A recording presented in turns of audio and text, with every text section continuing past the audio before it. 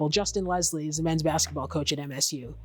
I don't know for sure, but my guess he's 6'10", 6'11". First time I interviewed him was like 2019 when I first got here. I showed up without a stool, without a light, me, the tripod, and the camera. I was like shooting up and talking up like this. And then you look at the interview and he's looking down. And the average person on TV is like, is MJ sitting on the ground? Like, what are we doing? No, it's 5 versus 6'10". That's 2 feet of difference, and you see that through the camera. Full name, Michael Baird. Go by my initials, MJ. Middle name is Justin.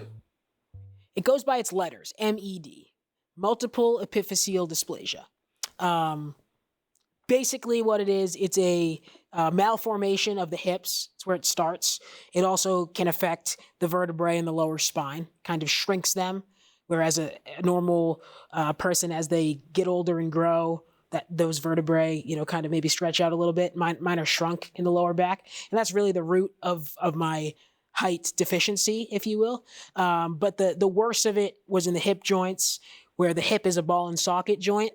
Mine was kind of malformed and not a true ball and socket, which obviously causes bone-on-bone pain, lack of mobility and flexibility and things like that. I don't allow my circumstances to impact my final product, because everyone has something, right? Could be, mine's a height thing.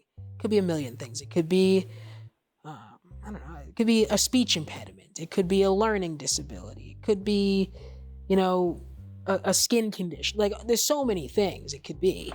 But you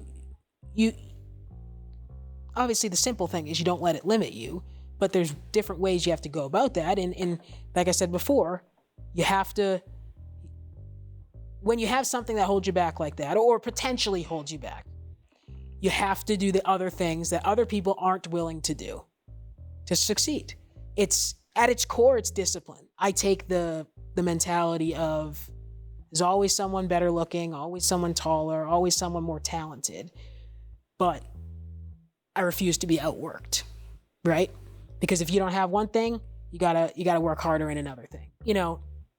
If at the end of the day I put a product on television that someone likes, respects, appreciates, who cares if I'm 5 foot or 7 foot?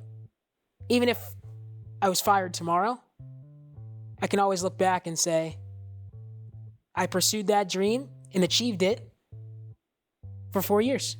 No one can take that away, I could, like I said, I could be fired tomorrow and never be on TV again in my life, never be a reporter again in my life. Well, I did it. I did what I set out to do when I graduated high school and went to college and learned this stuff and all that.